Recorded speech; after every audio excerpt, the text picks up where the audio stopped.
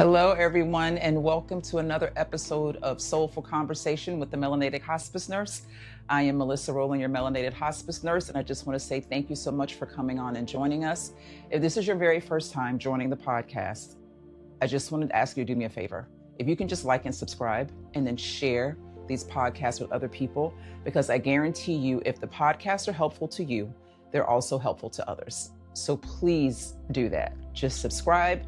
The little button below, the little red button that says subscribe to that, and then share with your friends. Talk about it. Talk about it with yourself. Talk about it with others. What it means, end of life care. And what does my end of life journey look like? What do I think about when I think about my dying process? I know that's not something that we all walk around thinking about. I do, but only because I talk about death all the time. But it's something that we need to start really, really thinking about. If we have an opportunity to participate in our dying process, what would we like that to look like? Simple question, very difficult answer to process. But if we had an opportunity to participate in our dying process, what would that look like? So here at the Melanated Hospice Nurse, we're asking that question because we're really trying to incite thought. That's all we're doing. Just making sure that we're thinking about, actually, we're provoking thought, hoping that the provoking thought will then incite action, and then action will incite change. That's the goal. So welcome to the Soulful Conversation. Last week, we talked a lot about if fighting is not the only way to win.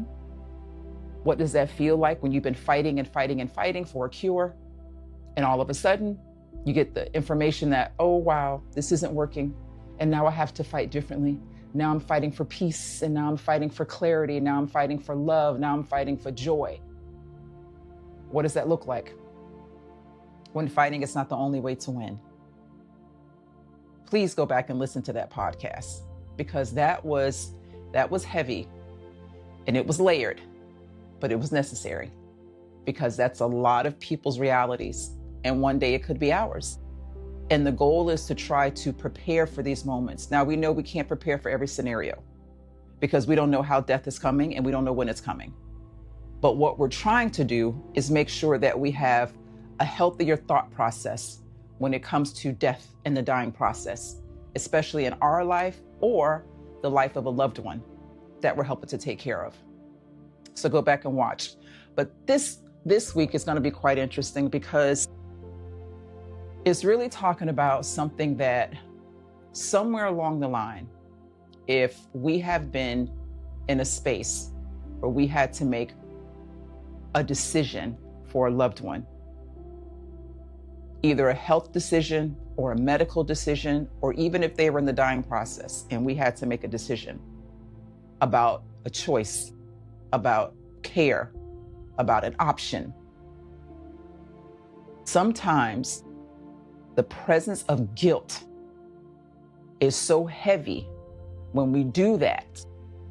Sometimes the love that we feel for that loved one, wanting to make the best decision for our loved one, is sometimes coupled with guilt, because sometimes love and guilt arrive together. Love and guilt arrive together, especially when we're asked to make a decision that we never wanted to make. Especially when we're asked to make a decision that we never wanted to make. Love and guilt, they come together. It comes together. Because when love feels like guilt, when it comes to making a decision for a loved one, it puts us in a place of second guessing. It puts us in a place of, oh my gosh, I don't know what decision to make. I want to make the best decision. And then you end up making a decision, and then you think, oh God, what if I made the other decision? Very tough place. So I'm constantly advocating for individuals and families to sit down together or sit down by yourself, however you want to do it, and write down what your wishes are. When you hear the term dying wishes, this is what we're talking about. This is a part of it. Write down exactly what you want to happen in case something happens to you. Who do you want to make Not even make the decision, because the goal is for you to make the decision now, and then you appoint someone to carry out the decision if or when that time comes, that you can no longer speak for yourself. You're speaking for yourself now. So in the future, someone else does not have to speak for you. That is so important. I'm telling you, it's so important. Because the last thing you want is to put that heavy burden of guilt on someone else to make a decision about your health care, about an end-of-life care, end-of-life treatments, end-of-life journey, tough decision, and they don't know what you want. Do you know how heavy that guilt is for people to walk around with that? And some people carry that for a lifetime. For the rest of their existence, they carry, did I make the right decision? Because I didn't know what they wanted. So I am highly, highly, highly encouraging everyone that's listening to this video. Sit down and clearly write out what it is that you want and your last days in case you cannot make that decision verbally at that time. Some of us, we call it living will. Some of us, we call it a will, but mainly a living will is usually the medical portion of what our desires are if we can no longer make the decisions, if we can no longer verbalize that, if we're incapacitated and can't tell you exactly what we want.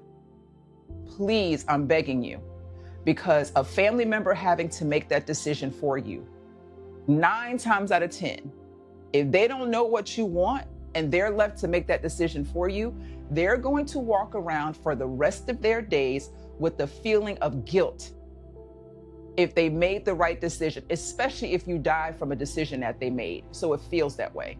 Like, well, maybe I should have done this, and maybe they would still be here. And maybe if I decided to give them this medicine, maybe they'd still be here. And maybe if I chose the feeding tube, they would still be here. That is probably one of the worst feelings to have. And if I, as an individual, know that I can help avoid some of that guilt, because we probably can't take away all the guilt that a person may feel if it comes to making decisions for us at the end of our lives. But if you make the decisions now, the person only has to carry out what you decided. They don't have to make the decision. They just have to make sure that everybody around you in that medical circle clearly understands what you have clearly decided that you wanted this journey to look like. You're still speaking. You're still advocating for yourself. You're still the main one making the decision. You may not be able to speak at that time, but you have it written down very clearly. I do not want this. I do not want that. This is what I want. That is something that every individual needs to do. Even if you don't write it down, have a conversation with your family. So when it happens, or if it happens, you can say, well, remember we had the conversation and she said she didn't want this. Now, don't solely depend on people's memory though. That's why I say write it down. Because once you write it down, it doesn't matter what you remember. All that matters is what you see on this paper. So I'm highly advocating for everyone to do that, because that'll help to reduce the burden of guilt and the overwhelming sense of guilt when it comes to making a decision. Because that's when love and guilt arrive together. That's when they start coming together. So let's talk about that. Let's talk about when love feels guilty. When love feels guilty. Did I make the right decision? Did I bring in hospice too soon? Did I wait too late to have hospice come in? Or an end-of-life care organization? I'm saying hospice because that's what people resonate with. Did I make the right decision for my loved one? And this is assuming that you don't know what they wanted. And for the majority of us, nobody knows what we want. You know why nobody knows what we want? Because we don't want to think about it. We don't want to think about it. I'll think about that later. Excuse me. We don't want to think about our death. So if we don't think about our death, then therefore we're not going to talk about our death. And if we don't talk about our death, something that we all know we're going to experience, then those of us that are around us, our loved ones, have no idea what it is that we want. So therefore, they're going to be left with the guilty decision making that they're doing it out of love to make what they feel is the best decision for you. So we're going to have to take a few steps back and really develop a thought process of at least thinking about our dying process. Because if we don't get past that point, our loved ones are going to be in this situation. They're going to be in this situation where they're going to feel guilt. Although they're making a decision based on love, the best decision that they can make, there's still going to be a feeling of guilt that's going to be coupled with that feeling. So we need to really focus on that, because we don't want to walk around thinking, what if I made the wrong decision? Although you're making a decision based on love for that loved one, what if it was the wrong decision? That is a heavy, heavy feeling to carry. So as an individual, I have a responsibility. If I claim that I love my family, that I have a responsibility to let them know that this is what I would like to have done. This is what I do not want, in case I'm at a point in my life where I cannot make decisions for myself at that time. I'm making the decisions right now. I'm telling you all right now. I'm writing it down right now. So if or when that time happens, you don't have to make the decision. All you have to do is make sure that the decision is being carried out, is being respected, is being understood. That is all you have to do. Even if you don't agree with it. That's the tough part. Even if you don't agree with the decision. Even if you don't agree with it. This is what she wanted. This is what she wanted. And that's a different feeling of guilt. But at least it was her decision or his decision. I just carried it out. Even if people around disagree. Well, that's not what he would want it. What if he didn't want that? Doesn't matter what we think right now. All that matters is that we're carrying out the decision that this person made for their life. Even if we agree or disagree, it's not about that. It's about advocating to make sure that what they wanted is being respected. What they wanted is being done. If you love your family, if you love yourself, you will take it upon yourself to take out 20 minutes, 30 minutes, and really think about what you would want. Because everybody said, I don't want to be on a feeding tube. I don't want to be on a ventilator. Don't keep me alive. Da, da, da, da, da. Okay. How do I know that?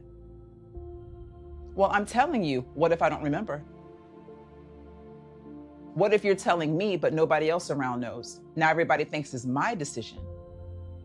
And I'm going, no, that's the conversation that we had. She told me that's what she wanted. And everybody else is going, that don't sound like her. That doesn't sound like something she would say. But if it's written down, there is no discussion. This is what she said. Even the date and time she said it.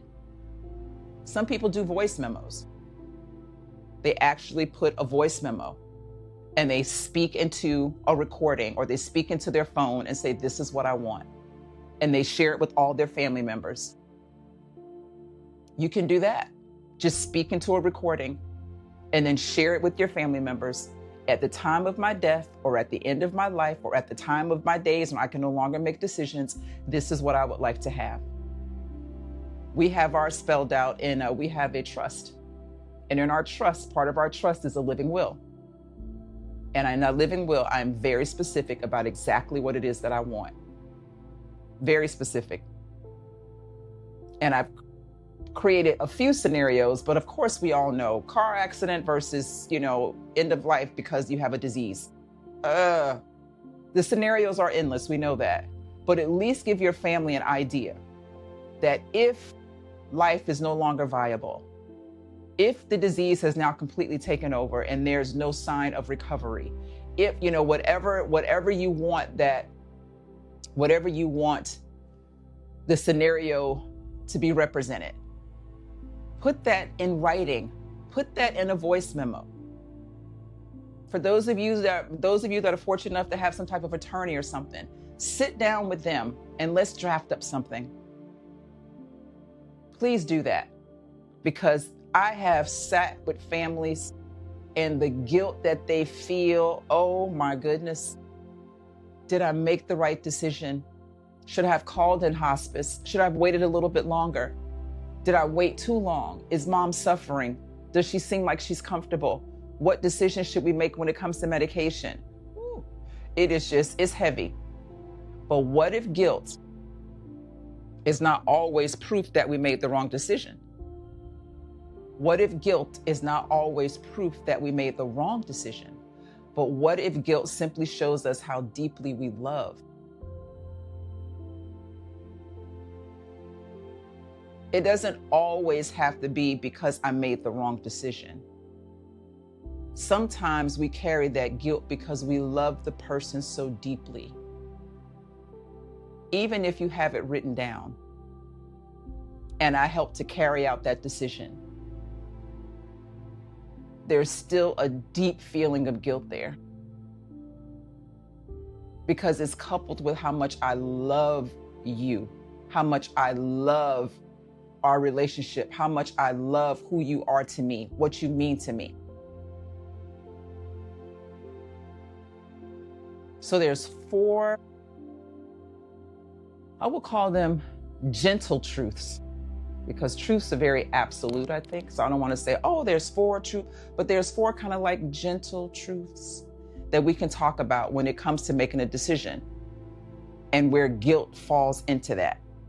Because we're definitely making the decision based on love. We're making a decision based on how we feel about that person, right?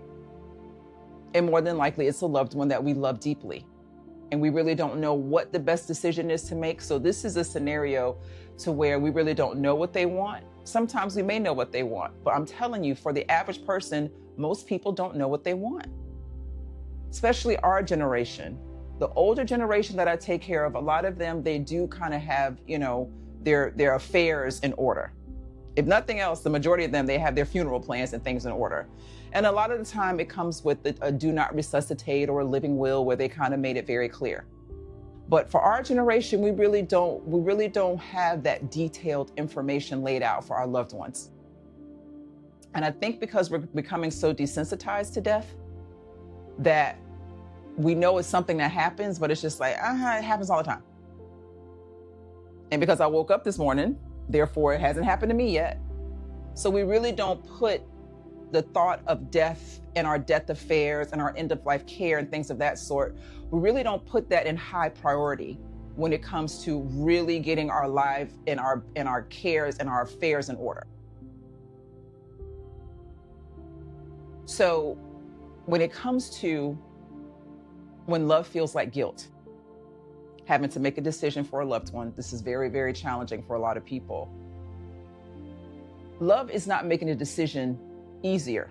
Sometimes we assume that. Sometimes we think that because we love someone, it'll be easy to make a decision about what I want, what I think my husband wants, or what I think my children may want, because I love them, right? So, that'll be easy. I know exactly what they want.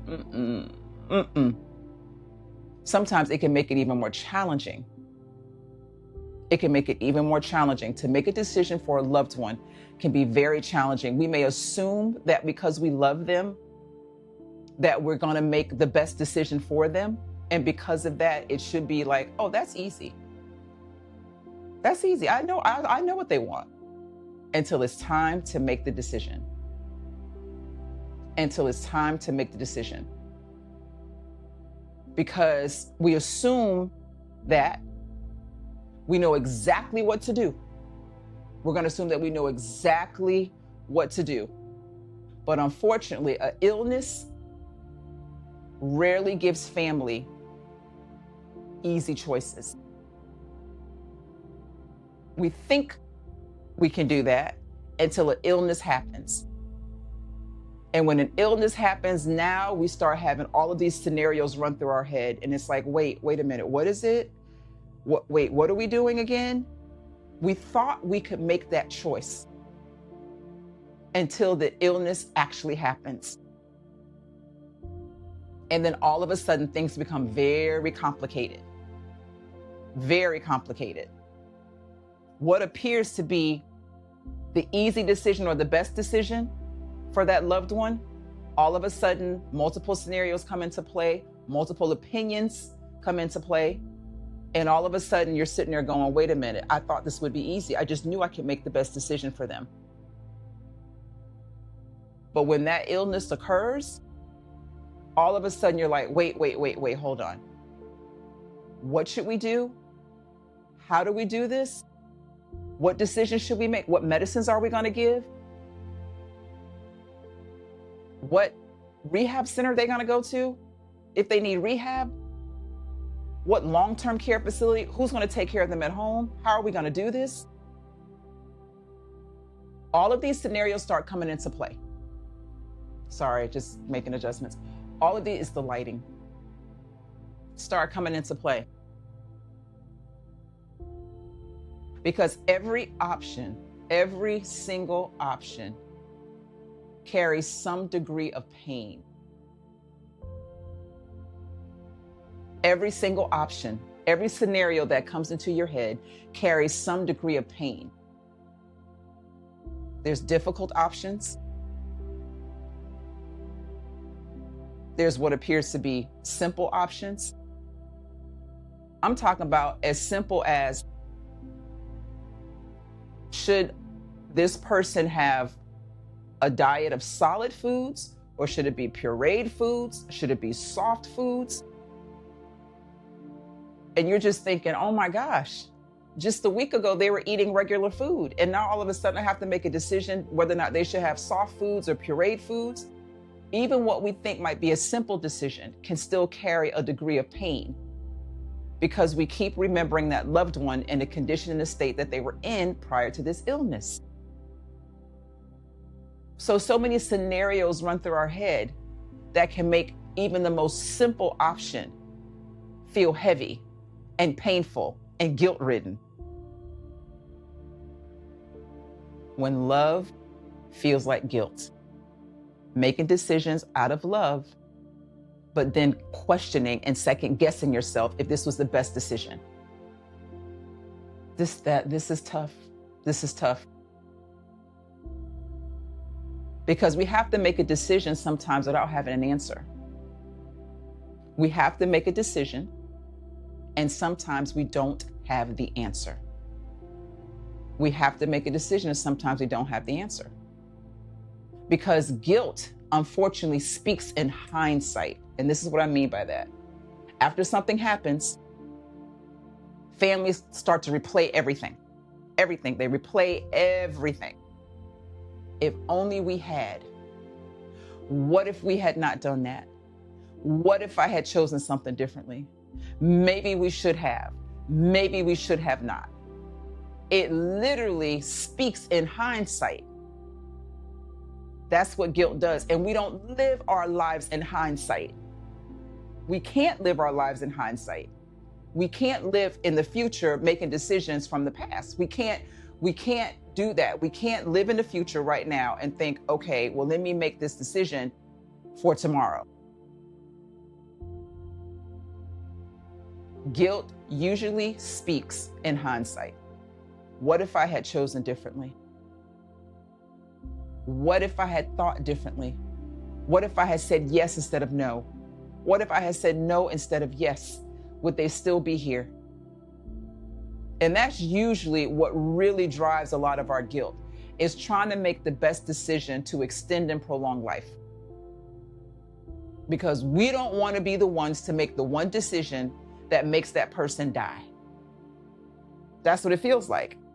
That's why we're asking, what if? What if? What if I had said yes instead of no? What if I had said no instead of yes?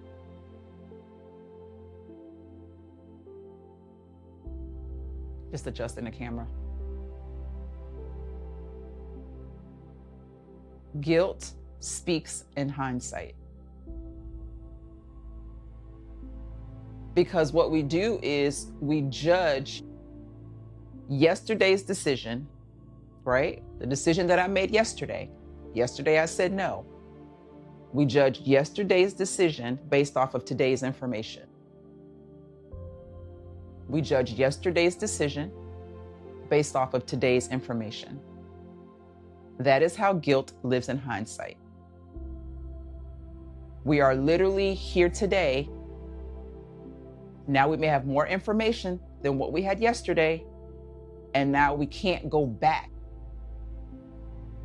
and change that decision. Of course, there are times when we can. That's not what I'm saying. And what I mean by yesterday, I'm not talking about a 24-hour time span. I'm talking about it can be 3-4 years go by. And now we've gained more information about a certain scenario or about the illness. And then we go, oh my God, what if I had just made that decision? What if I had just said yes to that? Maybe they would still be here. I was making the decision. The doctor came out and said, listen, you have to make a decision. We need to go to surgery right now. And you're going, wait, but he doesn't want, that's not what he wants. That's not what I don't think he wants surgery. I don't think that's what we need to do. So then you say no. And then you find out 3 years later that the surgery that they were offered to you could have possibly prolonged his life. Now you're riddled with guilt.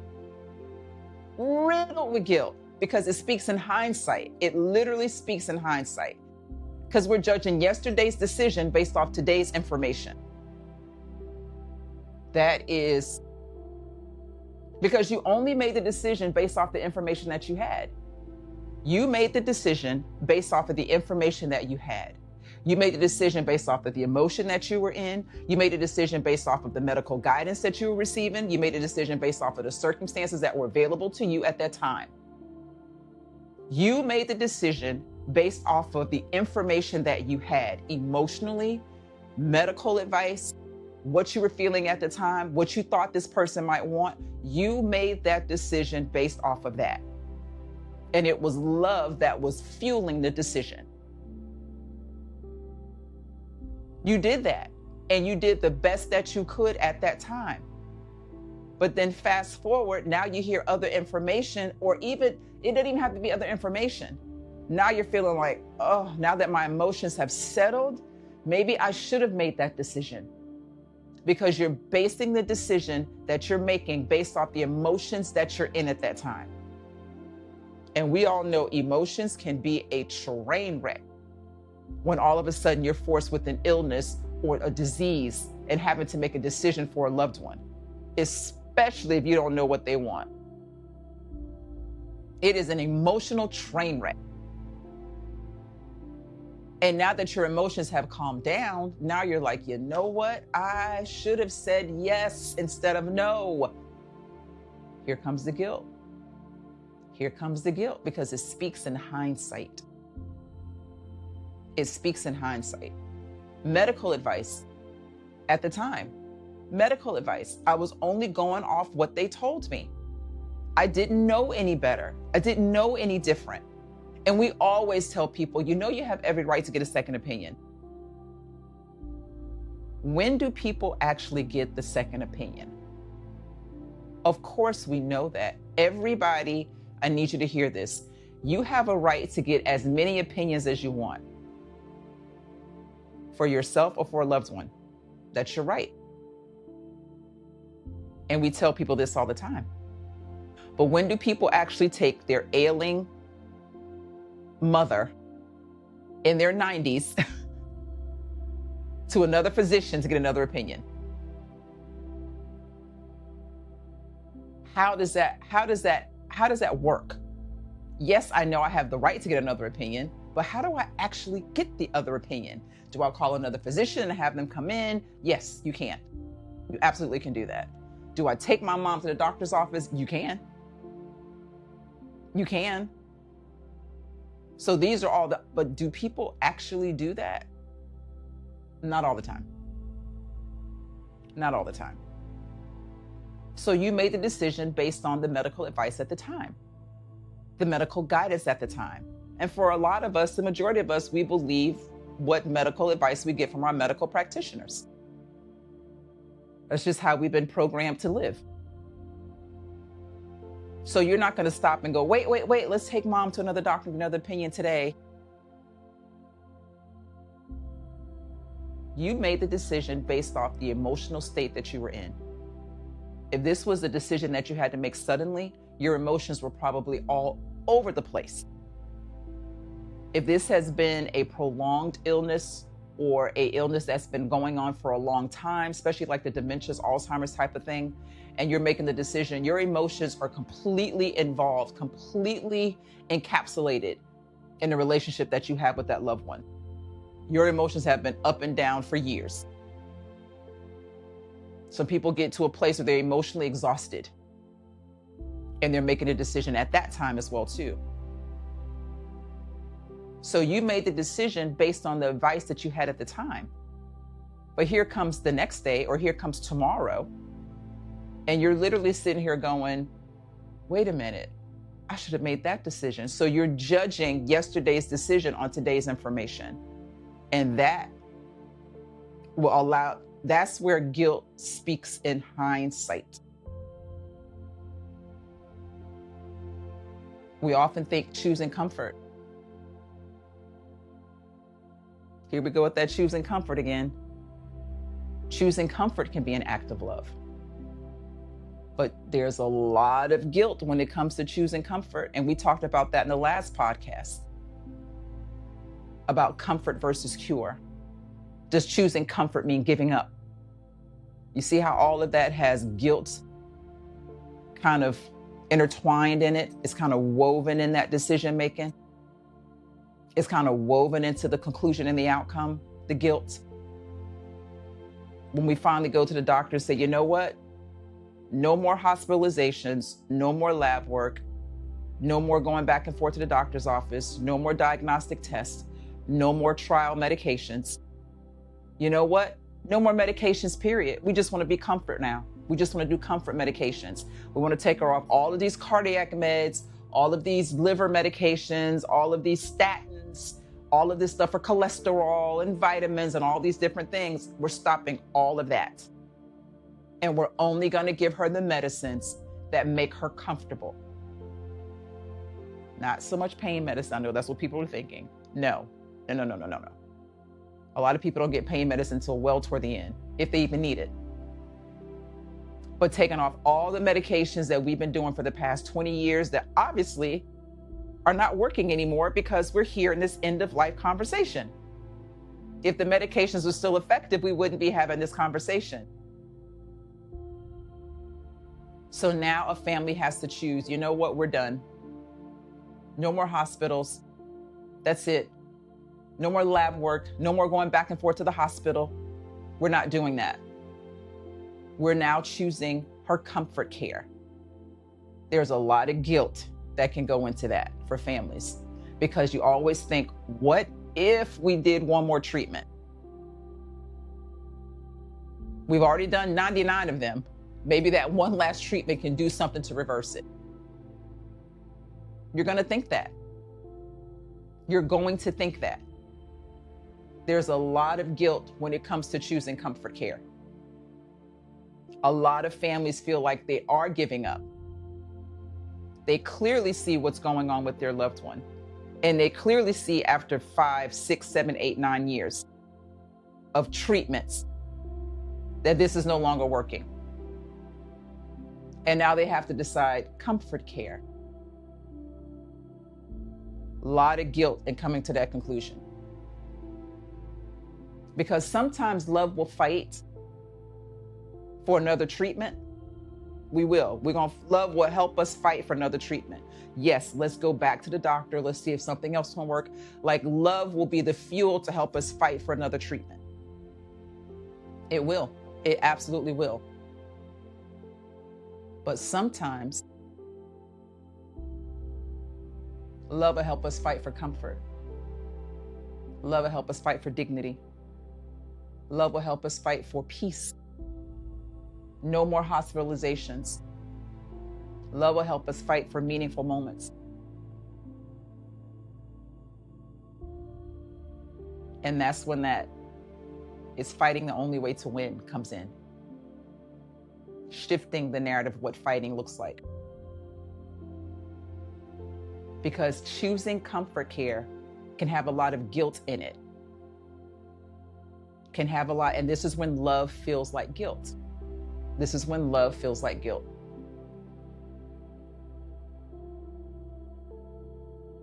Because the choices that we're making for our loved one, whether it's fighting for treatment, fighting for another form of cure, or if it's fighting for comfort, or if it's choosing, not so much fighting, if it's choosing another treatment, if it's choosing another hospitalization, or if it's choosing comfort.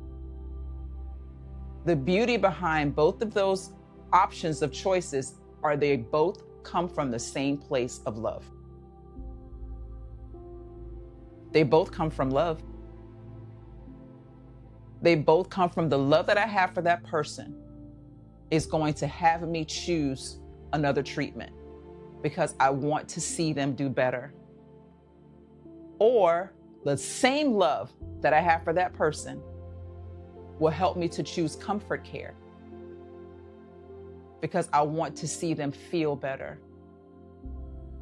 I want to see them have more peace. You see how it's still, both choices are still driven by the same love. It's the same source of love. It's the same source of love. So here you are from the source of love, choosing to help that loved one fight one more treatment, one more hospitalization.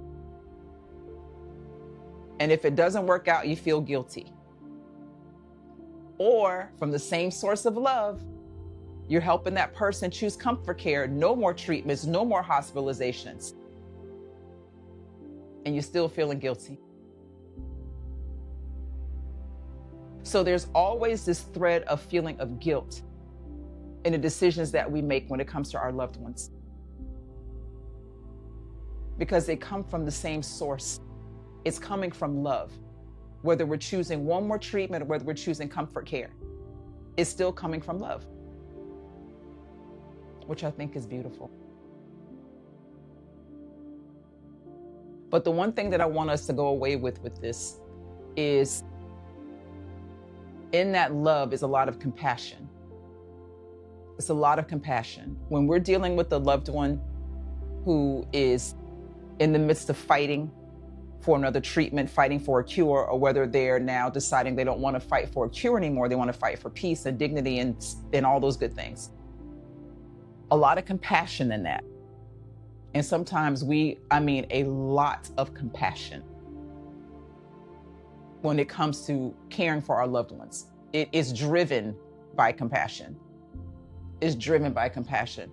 But sometimes we exhaust ourselves and we don't show ourselves the same compassion.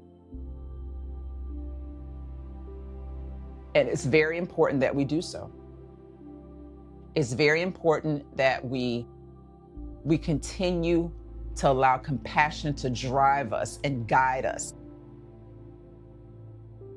But it's also important that we also show ourselves some of that same compassion. I tell family members all the time, you got to give yourself some grace. You got to give yourself some grace.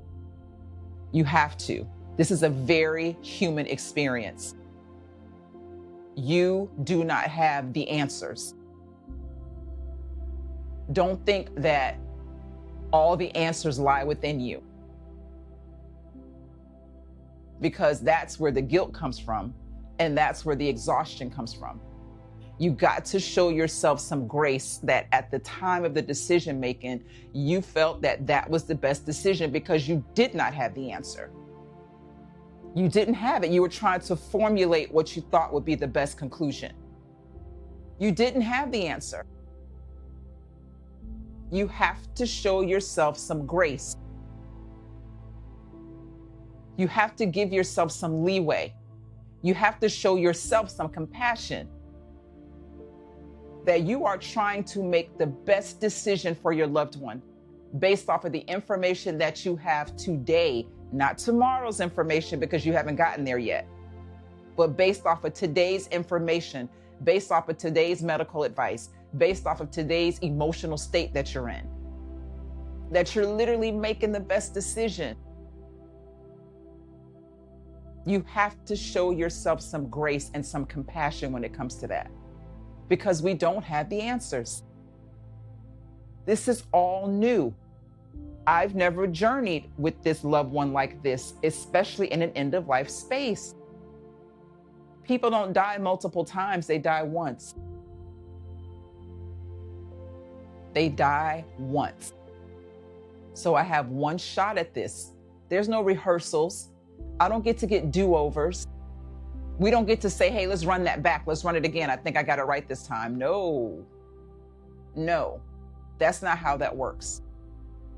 Nobody gets a chance to die 17 times so we can get it right. That is not how that works. So we feel like, I wish I had more time to make better choices. You have right now to make the best choice that you could possibly make. And that's where this guilt comes in. That's where love feels like guilt. Because we give and give and give and give to everybody, except to ourselves. We give to everybody, except to ourselves. We give and we give and we give and we give. Like they say, you give to everybody except for the person in the mirror. You got to show yourself some grace with this, because that guilt can be so heavy. It can weigh you down in ways that you can't even begin to understand. You can't even, and you'll carry it for the rest of your existence. You will. You'll just carry that. Because when you think about it, because you're just human, making an incredibly human decision. You're human. We are human. And we're trying to make an incredibly human decision. Even for families who dad is now on hospice and they had mom on hospice a few years ago, so they kind of understand a little bit of the hospice flow. And I have to often remind them that experience that you went through with your mom and now going through with your dad, there may be some similarities, but there's some individual aspects of this that you have yet to experience. This will not be the same dying process. We have a lot of similarities when it comes to hospice care. But when it comes to how that person's going to die, no comparison, because he's never done it before. And I've had families say that, oh my gosh, when mom was on hospice, things were just very smooth. And mom ended up going within a week or 2 weeks. But with dad, it's so different. Every day is different. Yes, because the dying process is different to every individual on the planet Earth. No two dying spaces are alike. We have a lot of similarities, but there's some individual aspects to this dying process that you have never seen before, because this person has never transitioned.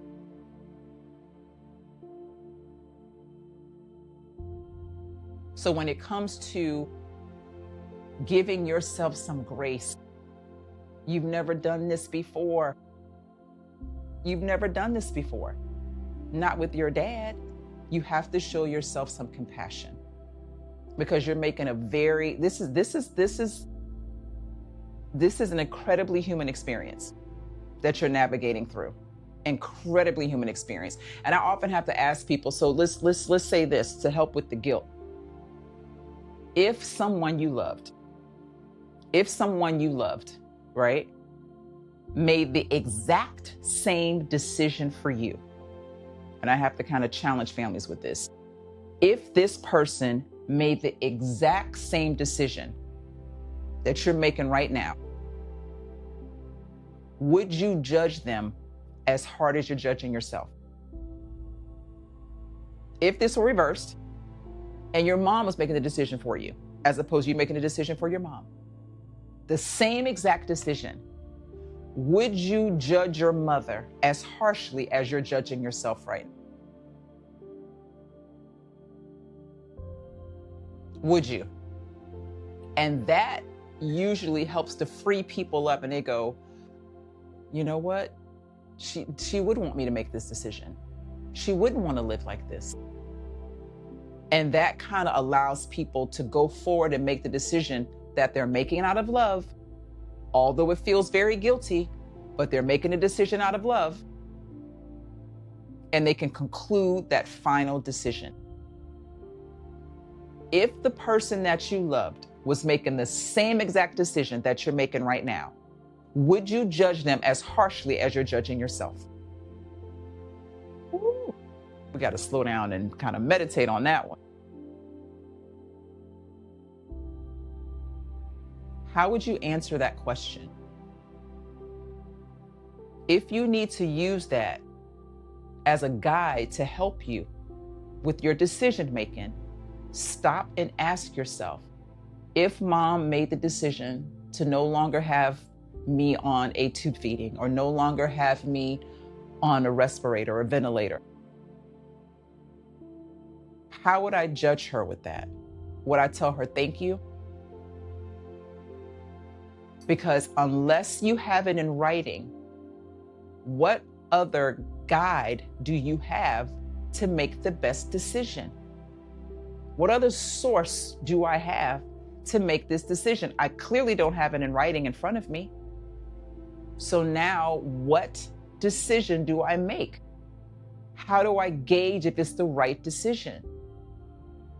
I ask myself, if this person was making the same exact decision for me, how would I judge them on coming to the conclusion of what they had to do? That kind of helps us navigate through a lot of the noise and the guilt and the information and the emotions and the all I have is right now to make a decision.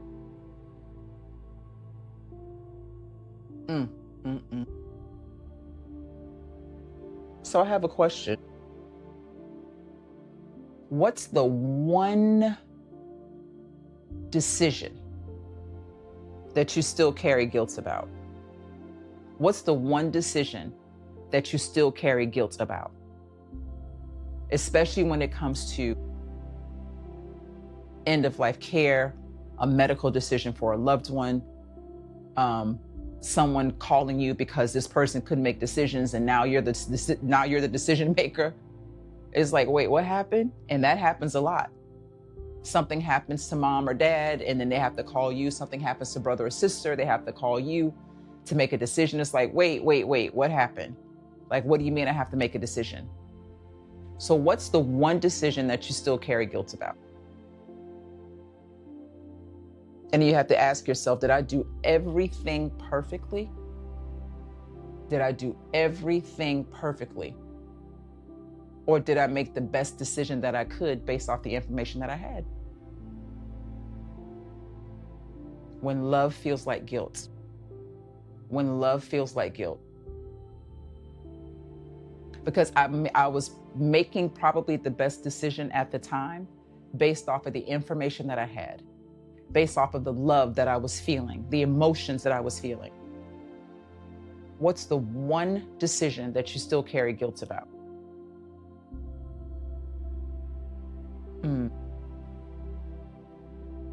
And I was basing that decision based off of the strength that I had.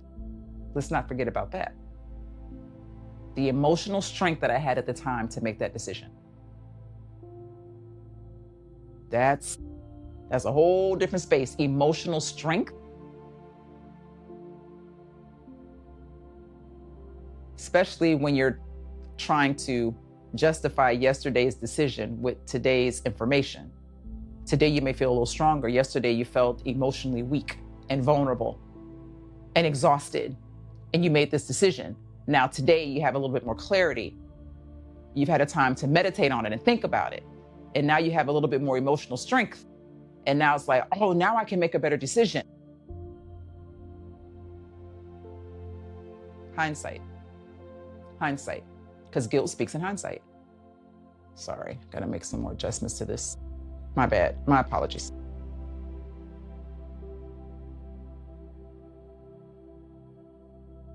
So maybe it's time. This chair is wobbly, sorry. Maybe it's time to offer yourself some grace.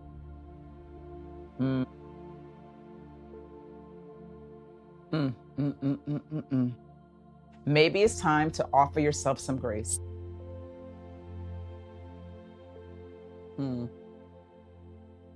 Because what decision that you made, you're still carrying a lot of guilt about. Even though you made a decision based off the information that you had, the emotional state that you were in, the medical advice that you were receiving, the love that you carried with that person. And now you're feeling, oh, I could have made a better decision. That's guilt. That's where the guilt, that's the definition of guilt. I could have, I should have, I wish I had, I should have thought about it, I should have waited. Guilt, all that guilt tied into that. A lot of guilt tied into that. But maybe now it's time for you to offer yourself some grace now. Now that you've had a chance to actually think about it and feel it and dissect it. At the time, I was younger when I made the decision. I didn't know better. I was 22 when they called me about mom. I didn't know. Now here I am 32 or 42. I could have made a much better decision. I didn't know. I didn't know that that's what dad needed.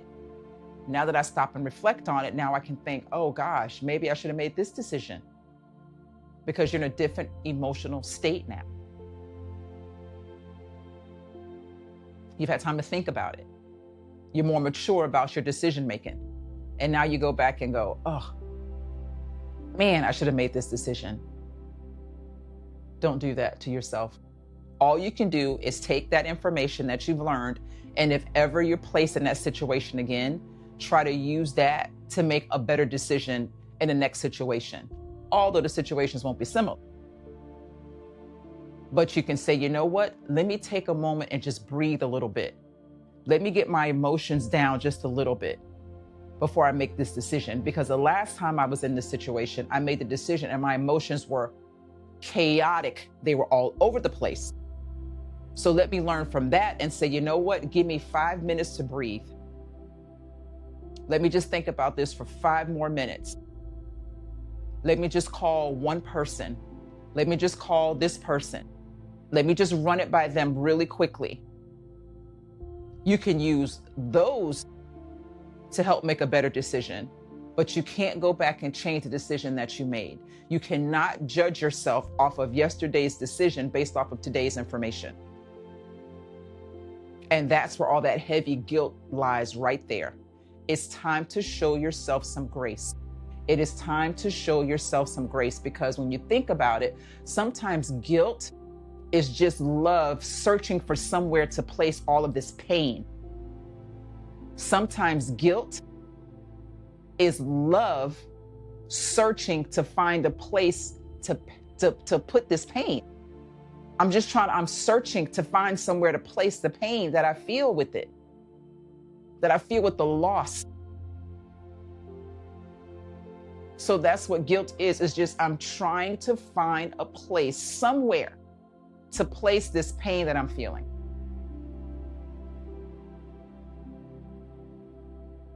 But we understand that your healing begins, and I love this quote, healing begins when we allow compassion to sit beside the pain and remind us that you were loving someone through an impossible moment. That you were loving someone through an impossible moment. Sometimes guilt is love searching for somewhere to place the pain.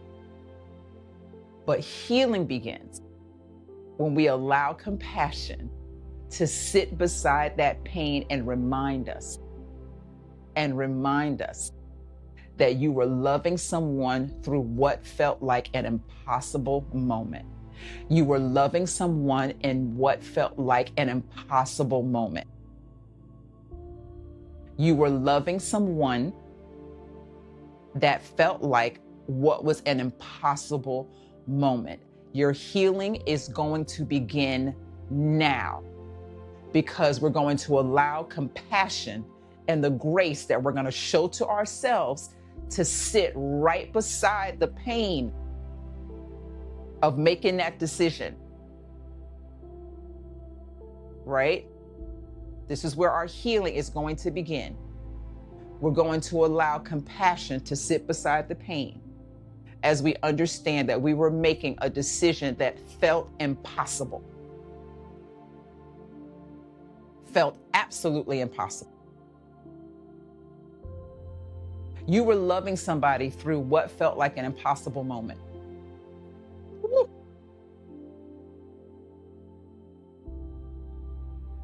You were loving someone in what felt like an impossible moment. But I want you, I'm praying this for you. I'm praying this for you. That you realize that you did not have to be perfect.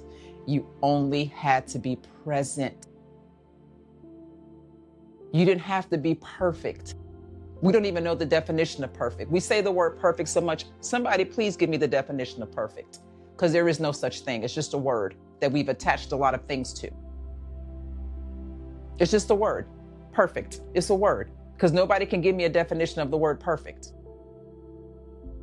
because everybody's going to have their own definition of what perfect is. So you can give me your individual definition, but what I'm saying is that understanding that you did not have to be perfect. This is where your compassion lies for yourself and your grace lies for yourself. You didn't have to be perfect with making the decision.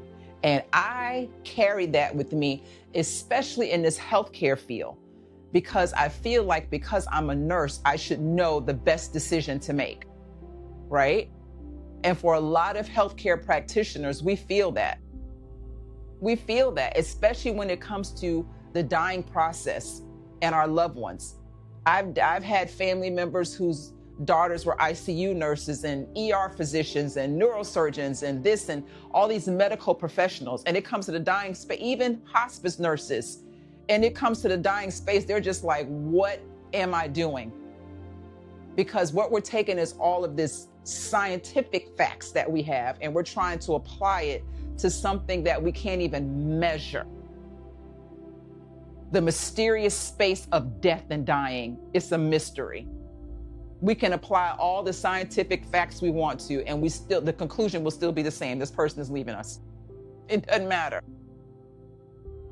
So the feeling of guilt is there, trying to make the perfect decision, when all is necessary is your presence. Your presence is what's the most important. Your presence, not your perfection, not your scientific thought processes, your presence. I've had people whose loved ones are scientists and doctors and this and that, and we have these conversations, and they're very intellectual conversations about their mother or about their father. Oh, we can sit and talk science all day long, and they can talk about all their medical this, and they can apply, and I can tell that they're doctors or physicians or nurses just by our conversations. And that's all well and good. I love that. But are you here with your mom? Of course, if you can't be. A lot of people, we know scenarios, people live all over the place. But that's what mom needs more than anything, is your presence, not your perfection, because you don't possess perfection. So therefore, you can't give that to her. You can pretend like you do, but that's not what you possess. What you possess is the ability to be present. Present. Are you able to be present? Not perfect, but just present. When you made the decision for your loved one, yesterday, last week, a month ago, 2 years ago, 5 years ago, 15 years ago, 20 years ago, were you present? Were you present? Not perfect, just being present. Just being present. Sometimes guilt is love searching for somewhere to land with all of this pain. Where do I place the pain?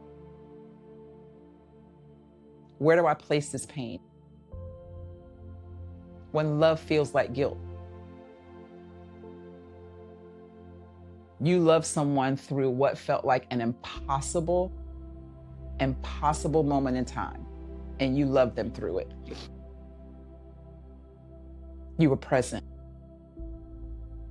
It's time for your healing to begin. It's time for you to start showing yourself some grace and some compassion. Are you going to eradicate the guilt? Nope. Are you going to understand it a little bit more? I hope so. I hope that this will ease a little bit of that heavy burden of guilt that you've been walking around feeling because of a decision that you made. You made yesterday's decision based off today's information. Here's the guilt. Here's the guilt. Here's the guilt. Because guilt is lived in hindsight. It speaks in hindsight. Whew. Heavy, but necessary. Heavy, but necessary. So welcome to the Melanated Hospice Nurse ecosystem is what I call it now. Welcome to the Melanated Hospice Nurse ecosystem, where souls come to rest and understanding comes to life. The Melanated Hospice Nurse ecosystem, where souls come to rest and understanding comes to life. Where compassion and culture connect. And until next time, may compassion guide you and culture ground you. I am not saying goodbye. I'm just saying bye for now.